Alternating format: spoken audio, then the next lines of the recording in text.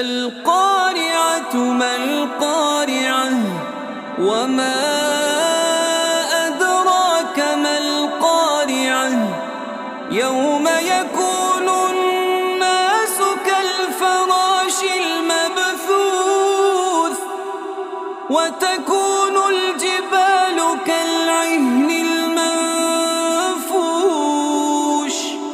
فأما من ثقلت موازينه